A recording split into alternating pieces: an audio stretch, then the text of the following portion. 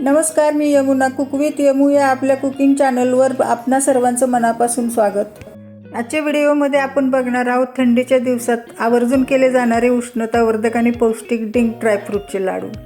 डिंक तळताना काय काळजी घ्यायची, लाडू वळताना हाताला चटके न बसता अगदी शेवटचा लाडूही सहज वळता येईल त्यासाठी काय करायचं, अशा लहान लहान महत्त्वाच्या टिप्स व्हिडिओमध्ये सांगितल्यात. त्यामुळे व्हिडिओ स्किप न करता शेवटपर्यंत बघा. चला तर मग लाडू करायला सुरुवात करू. सुरुवातीला लाडूसाठी कोरडे तूप न घालता भाजायचे पदार्थ भाजून घेऊ. पहिल्यांदा खसखस भाजायला घेतली, ती कोरडीच तूप न घालता भाजायची. खसखस भाजताना लगेच करपते, म्हणून तिला लो टू मीडियम गॅसवर एकसारखे हलवत खमंग भाजायची. ती भाजत आली की रंग गुलाबीसर होतो. खसखस भाजली, थंड करायला ठेव. त्याच गरम कढईत सुक्या खोबऱ्याचा किस भाजायचा. खोबऱ्याच्या किसात त्याचं स्वतःचंच बरंच तेल असल्यामुळे तो कोरडा तूप न घालताच भाजायचा. लाडूसाठी खोबऱ्याचा किस मेजरिंग कपाने मोजून घेतला आहे. कप हलकासा दाबून भरला आहे. खोबऱ्याचा किस 2.5 कप, वजनी 150 ग्राम आहे. खोबऱ्याचा किस पण मीडियम गॅसवर सारखा हलवत गुलाबी रंगावर भाजायचा. अजिबात करपवायचा नाही. खोबरं करपलं तर लाडूची चव पण करपट होते, म्हणून काळजीपूर्वक भाजायचं.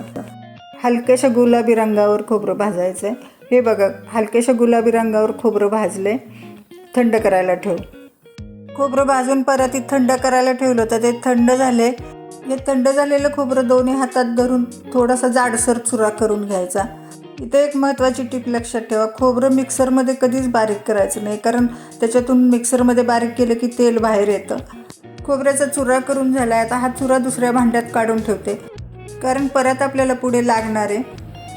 खोबरं खसखस भाजून झाली. आता लाडूसाठी इतर काय काय पदार्थ लागणार ते बघू. लाडूचं साहित्य मोजून घेण्यासाठी मी हा मेजरिंग कपाचा उपयोग केला आहे आणि ड्रायफ्रूट मोजून घेण्यासाठी या छोट्या कपाचा उपयोग केला आहे. हा अर्धा कप आणि पाव कपमधला 1/3 कप आहे. सुरीनं बारीक केलेला गूळ हलकासा दाबून घेतला आहे 2.5 कप, वजनी 400 ग्राम.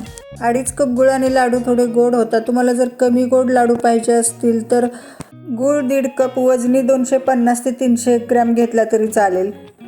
इथे हा सुरुवातीला भाजून घेतलेला खोबऱ्याचा किस आहे. डिंक घेतलाय 1/4 कप, वजनी आहे 150 ग्रॅम. डिंकाच्या लाडूसाठी डिंकाचे खडे घेताना ते नेहमी मध्यम आकाराचे घ्यायचे. मला तसे मिळाले नाहीत.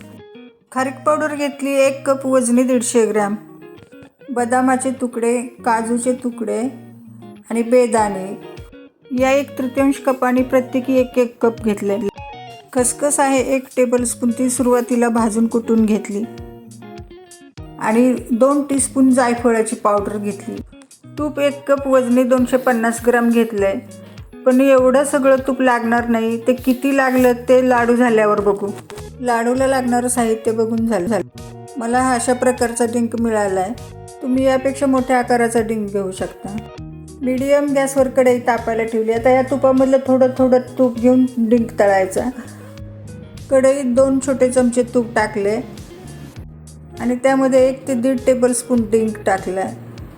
डिंक एकसारखा हलवत राहायचं. त्याला अजिबात कच्चा ठेवायचा नाही. कच्चा ठेवला तर लाडू खाताना कचकच लागतात, म्हणून डिंक चांगला फुलवून घ्यायचा.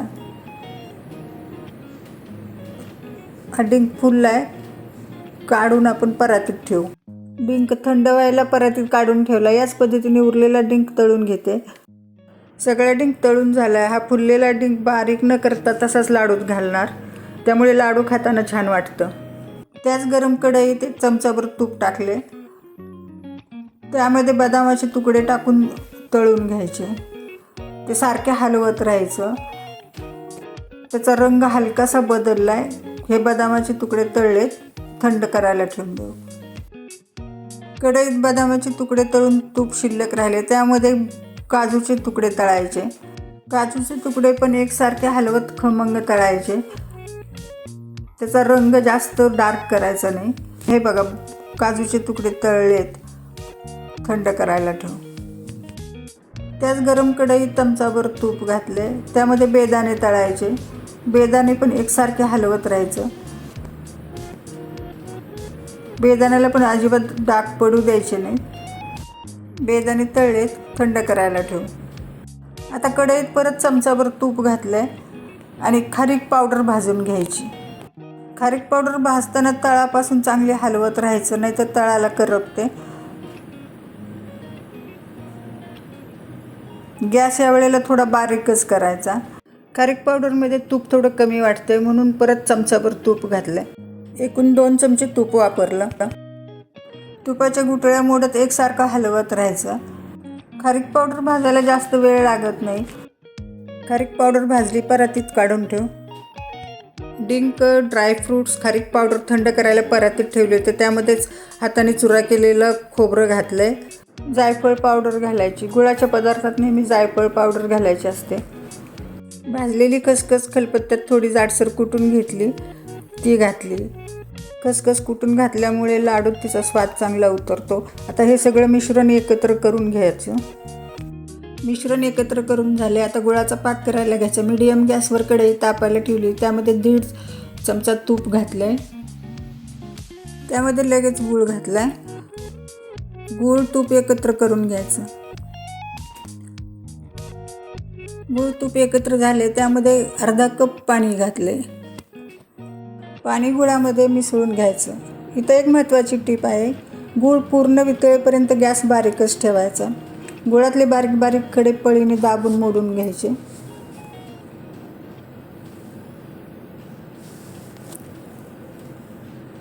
गॅस बारीक करून 3 ते 4 मिनिटं झालेत. गूळ पूर्णपणे वितळला आहे.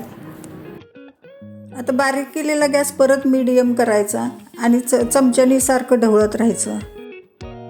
गुळाच्या पाण्याला उकळी येऊन त्यावर पूर्ण बुडबुडे दिसायला लागलेत. हे अर्धा मिनिट मिश्रण असंच शिजू द्यायचं. अर्धा मिनिट झाला आहे. गॅस बंद करून कढई बाजूला ठेवून द्यायची. लाडू बांधण्यासाठी कढई गॅसवरून दुसरीकडे घेतली. गुळाच्या पाकात परातीतलं मिश्रण टाकून ते पाकात लवकर खालीवर करून घ्यायचं. सगळ्या मिश्रणाला पाक व्यवस्थित लागला पाहिजे अशा पद्धतीने हलवून घ्यायचं. पाकात मिश्रण एकसारखं हलवून झालं आहे. आता ते कढईत परत एकसारखं करून लाडू बांधायला घ्यायचं. अगदी गरम मिश्रण असेल तर थोडा वेळ थांबायचं, पण माझं मिश्रण कोमटच आहे म्हणून मी लाडू बांधायला घेते. लाडू आपल्याला जेवढ्या आकाराचा बांधायचा तेवढं मिश्रण हातात घ्यायचं. दोन्ही हाताने दाबत दाबत गोल आकार द्यायचा. हा लाडू बांधून झाला आहे. अजून एक लाडू बांधून दाखवते. गुळाचा पाक व्यवस्थित झाल्यामुळे लाडू चांगले पटपट बांधले जात आहेत.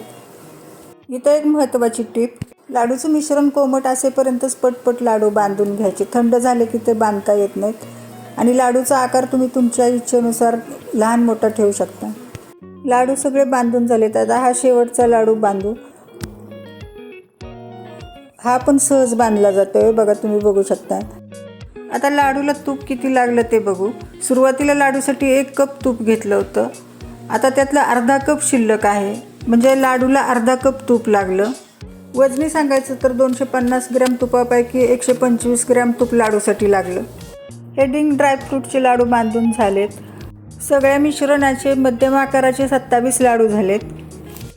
लाडू प्लेटमध्ये सर्व करू. या लाडूत डिंक, गूळ, खारीक, ड्रायफ्रूट्स असल्यामुळे खायला थंडीत तर हेल्दी आहेतच, पण एरवीला पण खायला पौष्टिक आहेत. आता एक लाडू तोडून कसा झाला आहे ते बघू. लाडू मऊ झाला आहे आणि चवीला पण मस्त झाला आहे.